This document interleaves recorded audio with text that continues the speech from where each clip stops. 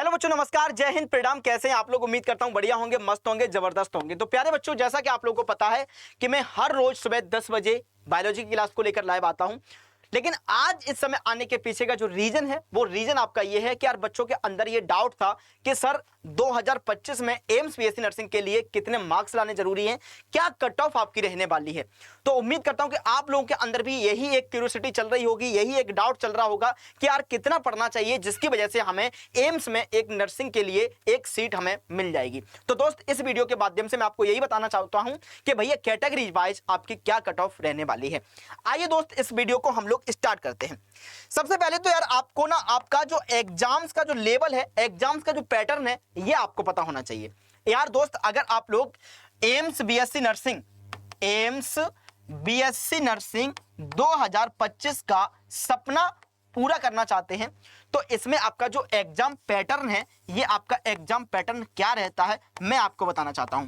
क्योंकि यार exam pattern के हिसाब से ही तो हम कट ऑफ को निकाल पाएंगे। ओके, एग्जाम पैटर्न क्या है आपका दोस्त? एग्जाम पैटर्न में आपका सिलेबस में आता है, फिजिक्स आती है, केमिस्ट्री आती है, बायोलॉजी आती है और यार जीके आता है। ओके भाई, फिजिक्स के आपके 30 क्वेश्चंस आते हैं, केमिस्ट्री के आपके 30 क्वेश्चंस आते हैं, बायोलॉजी के आपके 30 क्वेश्चंस आते हैं, जीके के आपके 10 क्वेश्चंस आते हैं। टोटल आपको 100 क्वेश्चंस आपके एग्जाम्स में देखने को मिलते हैं। ये आपको पता है, 100 क्वेश्चंस आपके एग्जाम से आपको देखने को मिलते हैं। समय आपको पता ही है कितना रहता है। इसके अलावा बेटा जी, इस एग्जाम्स में नेगेटिव मार्किंग भी होती है। क्या होता है बच्चों? नेगेटिव मार्किंग भी होती है। नेगेटिव मार्किंग आपकी होती है। तो यार तुक्केबाजी से तो काम नहीं चलने वाला है ना भाई। और जो मेहनत नहीं कर रहे हैं उनका भी सिलेक्शन नहीं होने वाला। सच है, लेकिन कड़वा भले आपको लग सकता है, लेकिन सत्य आपका यही है दोस्त। ओके बच्चों, चलेगा। तो अब बिना टाइम वेस्ट किए एक बार बच्चों के अंदर की जो क्यूरियोसिटी चल रही है उस डाउट को हम क्लियर कर देते हैं कि आपका कैटेगरी वाइज कट ऑफ क्या रहने वाला है। आइए हम इसको बताते हैं, डिसाइड करते हैं दोस्त। देखो, लेकिन एक बात मैं आपसे पहले भी कहना चाहूंगा बच्चों, ये आपकी जो मैं कट ऑफ बताऊंगा यार, ये आपकी cut off expected cut off रहेगी। क्योंकि यार रियल जो कट ऑफ आएगी वो तो आपका जो एग्जाम्स हो जाएगा उसके बाद ही। लेकिन हम फिलहाल पिछले कई सालों के माध्यम से हम देखना चाहते हैं कि आपका जो एक्सपेक्टेड कट ऑफ है वो आपकी क्या रहेगी। आइए बात करते हैं। अगर दोस्त आप लोग जनरल कैटेगरी से हैं, अगर आप लोग जनरल कैटेगरी से हैं तो आप लोगों को भाई 85 प्लस मार्क्स लाने पड़ेंगे। 85 प्लस मार्क्स तक आपको लाने पड़ेंगे तो ही आपको एम्स में सीट मिलेगी। ओके, अगर आप ओबीसी कैटेगरी से हैं तो भैया आपको ज्यादा कम नहीं, आपको 80 प्लस मार्क्स करने पड़ेंगे तो फिर आपका एम्स में सीट मिलने की संभावना है।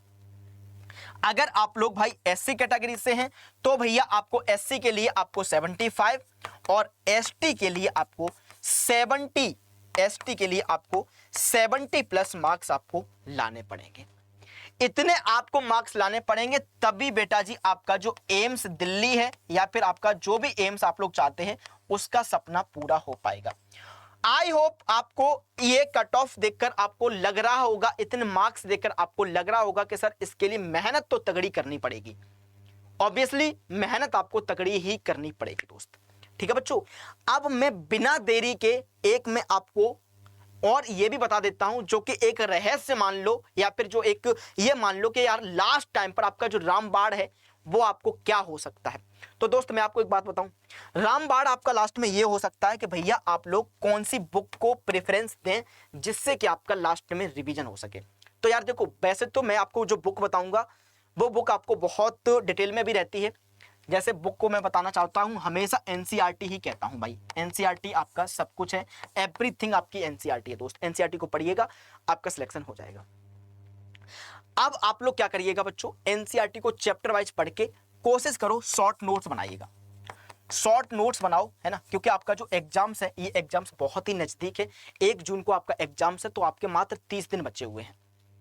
1 जून को आपका एग्जाम है तो आपके मात्र 30 दिन बचे हुए हैं। अब इस 30 दिन में आपको कैसे पढ़ाई करनी है तो मैं आपको बता देता हूं कि इस एनसीईआरटी में आप लोग जैसे कि बायोलॉजी को लेके बैठे तो बायोलॉजी की आपकी मोस्ट इंपॉर्टेंट जो यूनिट है ना, उन यूनिट्स को उठा लो। जैसे कि ह्यूमन फिजियोलॉजी हो गया, इसको फटाफट खत्म कर दो, इसको उठा के फटाफट खत्म कर दो। यानी कि 2-3 दिन में ह्यूमन फिजियोलॉजी का पूरा आपका जो चैप्टर्स हैं उनको सबको खत्म कर दो। फिर आप लोग उठाओ साइटोलॉजी को, है ना, इसको मात्र बेटा जी 1 दिन में खत्म करो। 1 दिन में, मात्र 1 दिन में खत्म करो।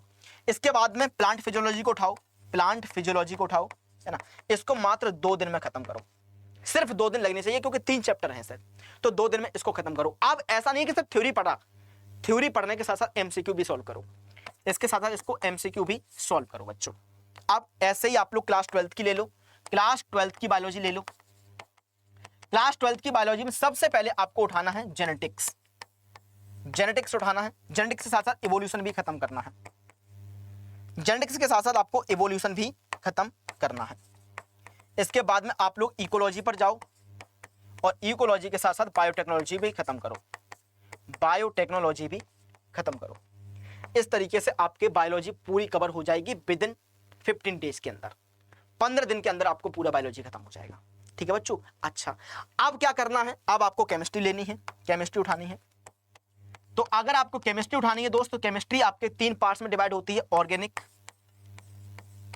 इनऑर्गेनिक एंड आपका फिजिकल, एंड आपकी फिजिकल। तो सभी को फिजिकल से डर लगता है, मैं भी कहूंगा कि फिजिकल को अभी छोड़िएगा।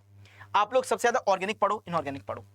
इनऑर्गेनिक में 3 चैप्टर तो पढ़ ही पढ़ लो, केमिकल बॉन्डिंग, कोऑर्डिनेशन एंड आपका पीरियोडिक टेबल, आपका काम हो जाएगा। ठीक है बच्चों। ऑर्गेनिक में जितने भी इफेक्ट हैं आपके, सारे इफेक्ट पढ़ लीजिएगा, सारे इफेक्ट पढ़ लीजिएगा, मेसोमेरिक, हाइपर कंजुगेशन, इंडक्टिव, सारे इफेक्ट।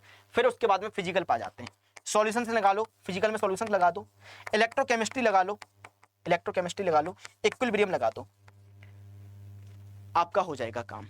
आ जाओ 12th पर। 12th की हम लोग फिजिक्स करते हैं, फिजिक्स की बात कर लेते हैं, है ना। फिजिक्स में इलेक्ट्रो लगा दो, कैपेसिटर लगा दो बच्चों, है ना भाई, और आपका एनएलएम लगा दो, ग्रेविटी लगा दो, जितने भी बढ़िया बढ़िया चैप्टर्स हैं आप सबको लगा दीजिएगा बच्चों। आई थिंक आपको इतने कम समय में इन सभी अगर चैप्टर्स को कर लेते हो तो आपका सिलेक्शन होने के बहुत ज़्यादा चांसेस हैं। तो उम्मीद करता हूं कि आपको ये वीडियो बहुत हेल्पफुल रहेगी। एक बार क्लास के बाद कमेंट करके बताना जरूर कि ये वीडियो आपको कैसी लगी।